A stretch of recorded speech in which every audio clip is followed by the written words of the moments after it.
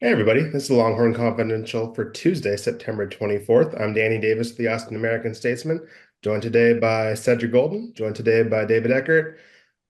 Let's get to it.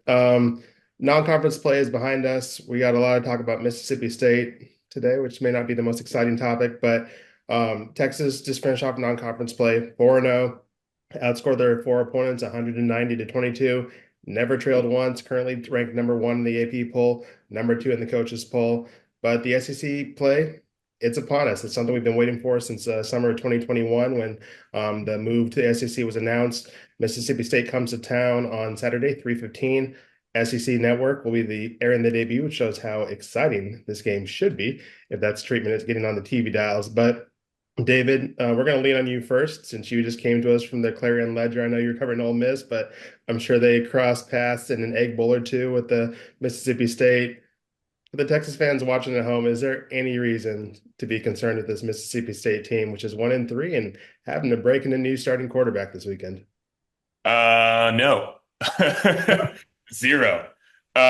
Zero reasons. It's like you mentioned, Blake Shapen got hurt. They're gonna be rolling out a freshman, making his first start at DKR. You know, they got just completely boat raced by Toledo. They lost to Arizona State. To me, like the spot that they're in is kind of a product of a couple of different play style whiplashes that you've gotten, and those have been funded by, I would say, one of the worst funded collectives in the SEC.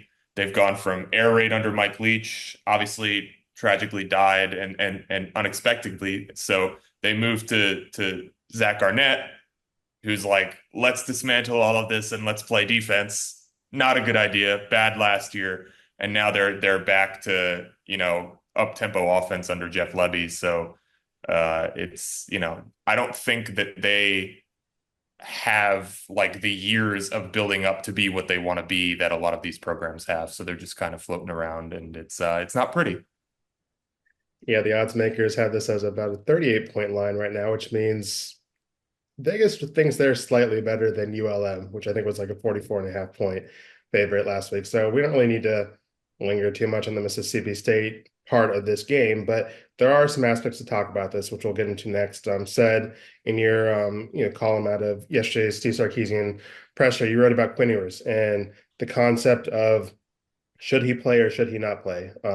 He's still recovering from that strained oblique, sat out last week's 51-3 win over ULM because Texas has a pretty damn good backup in Arch Manning, who came in, didn't light the world on fire, but still played well enough as a redshirt freshman to help Texas coast to victory. So with a bye week scheduled for next week, and then that OU Georgia back to back after that bye week, should Quinn play this week against Mississippi State? That's easy to say. Should he rest? Should he play? Said, what's your opinion on Quinn's availability? Knowing that we don't actually know where Quinn's at in his progress, but all things considered, should he play? They don't need him this week. And if he's at like 85%, sit. What's the rush? Now, if you're chasing Heisman trophies, which I hope they're not, because even Quinn himself, Daniel, before Ed got here, he said, if the team is great, those individual accolades will come with that. So if you're not chasing a Heisman trophy, and as long as you're not chasing stats, and he's 85%, wouldn't you rather have him at 95% for OU and Georgia back to back? You got that bye week to get him ready. And like I said, I'll take a rusty Quinn Ewers who's healthy over a Quinn Ewers who's 85% and may get hurt again before the real games start, because they're going to kill Mississippi State. Everybody knows that.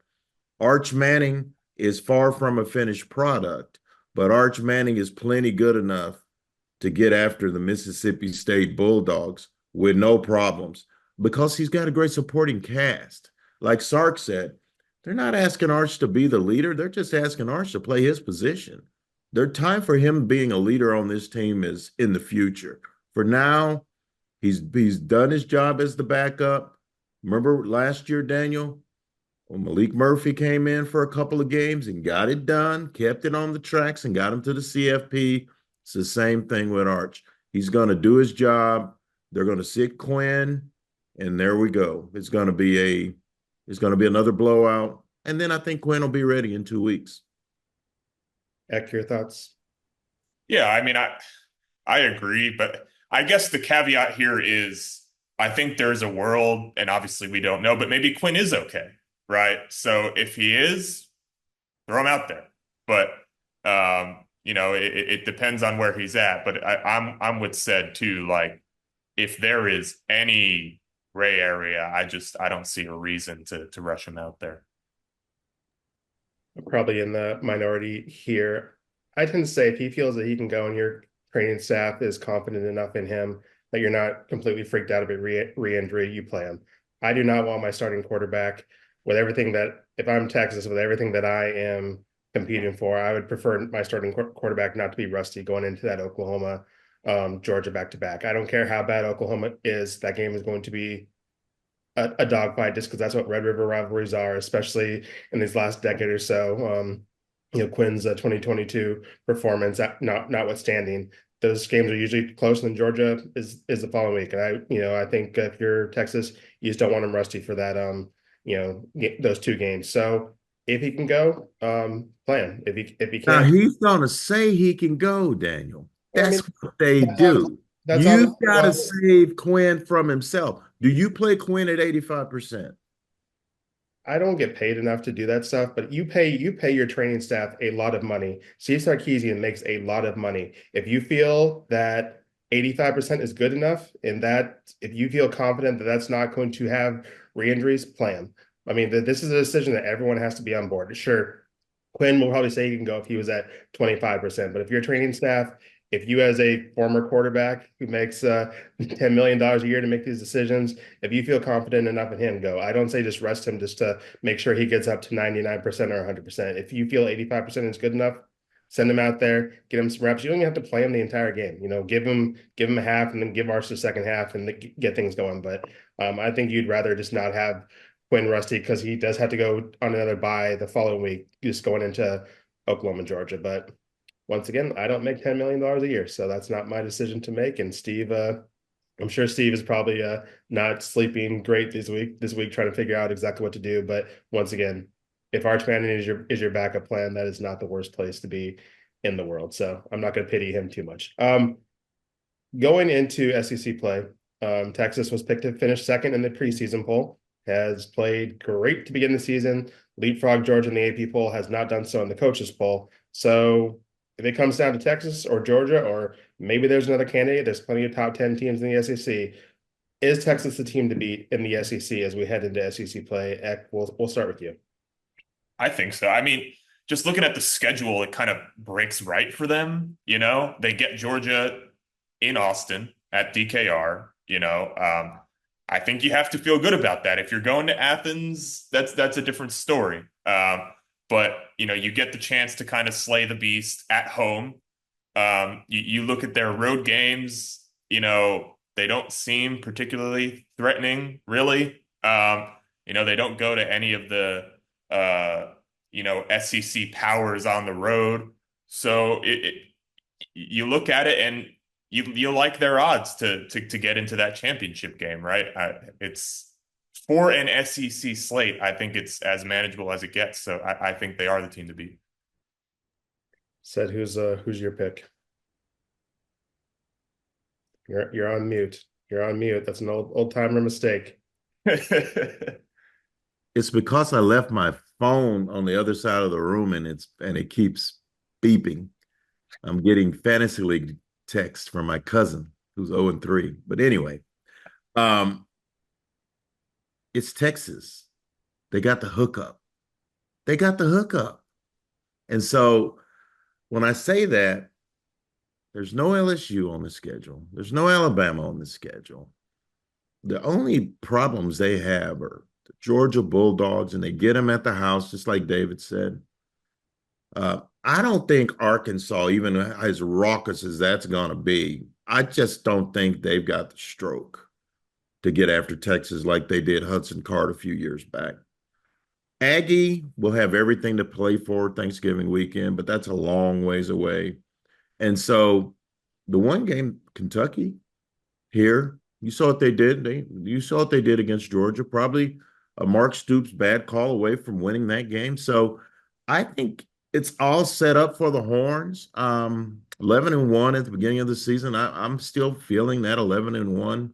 And the way they are playing defense is what's got me thinking that they are just far and away the most complete team in all of college football. Will they stay that way? We'll see. A lot of football left. But right now, in late September, they are the team to beat in the SEC. Made on the podcast last week said you weren't here, but I told David and Thomas in this discussion that I'm not usually someone who likes to dock teams because they lose or because they play a tight game, which I think has kind of happened in Georgia since they played that tight game against Kentucky. I think a win's a win. So I'm not really tempted to go off Georgia, but what David brought up and what you brought up is true. The path for Texas is a lot clearer than it is for Georgia. Georgia does not has like 4 ranked games left in their schedule, including Play Alabama this week. including Alabama this weekend. So that's not if Texas can get past that Georgia game, which I'm not sure I would pick Texas over Georgia at this current moment.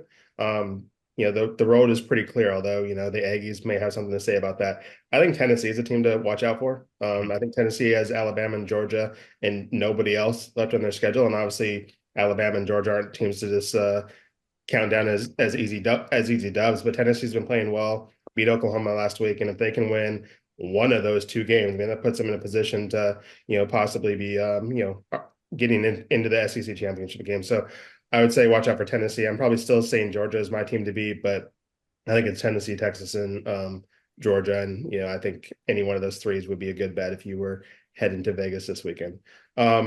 Before the season started, we talked about the preseason poll. There's also the preseason team. On the first team was Kelvin Banks and for Auburn representing Texas. We're going to toss them out of the equation for the sake of this question. Pick a Longhorn, any Longhorn aside from those two. Who is going to be on the first team of the All-SEC team when this season's over with? Sed, we'll start with you. Man, I gotta say that young Anthony Hill is having one hell of a start to his sophomore season at middle linebacker. He's making plays all over the field, and Sarkisian said it best. The defense has started to take on his personality. Daniel, you had a stat in your story that he had a sack, nearly had a sack and an interception in the same sack and an interception in the same game. Almost had a pick six, if not for Trey Moore's block in the back. He's playing as well as any linebacker in the country right now, and he's only going to get better. And he's at this rate, he could actually be the SEC Defensive Player of the Year. Lots of football left, but if we're talking about how they've started, I think Anthony Hill is a first-team SEC performer. David, who are you going with? I think Ant Hill would also be my pick, but for the sake of being different, I'll just say Isaiah Bond. I think he's kind of suffering from team success because they haven't needed him in like any of the second halves that they've played. So his statistics might not be as lofty as some of the guys he's going to be competing against for that type of honor. But as they get into more meaningful games, I think you'll see Quinn get the ball to his best weapon, and you'll see some of those loftier stats, a few 100-yard games. Obviously, there's a bunch of really good receivers in the SEC, Burden at Mizzou, Trey Harris at Ole Miss, but I like Isaiah Bond's odds of sneaking in there. I think if Quinn's healthy, my pick is Quinn, but that's it's a little tough to pick someone who's currently questionable on the injury report. So I'm going to go with Jahdae Barron. I think he has played really well at the cornerback position since they moved him over there. He's kind of the heart and soul of that defense, which is not something that's always said about a cornerback, but obviously as a fifth-year guy who's wearing Michael Huff's old numbers, been playing really, really well, has an interception. the competition has not been great. He has not seen a top tier quarterback yet, or really that great of a wide receiver. But so that's going to get a lot tougher for him in SEC play. But he's very confident in his ability. He's played really well. He's graded out well, and I think we kind of expected this from him going into the season. We had seen this from him the last 3-4 years, albeit in different positions. But I don't think any of us are entirely shocked that he's playing well. I'd expect that to continue as SEC play goes on. But yeah, that's going to do it for us. We got to get ready for this Mississippi State thriller coming up this weekend. Cowbell. But 3:15 SEC Network if you want to check out that this weekend if you're not heading out to the stadium. Unfortunately, it's an afternoon game, so I don't think we're going to get a drone show from CDC and the crew, but I'm sure there'll be lots of fun stuff to do at the stadium. Statesman.com throughout the week for all of our coverage in the lead up to the game. And obviously on Saturday, we'll have plenty of stuff from the game, after the game, and also heading into the bye week. So check that out. We appreciate you reading. We appreciate you watching us on YouTube, on the website, listening to us wherever you get your podcasts. And I guess we'll see you during the bye. Deuces.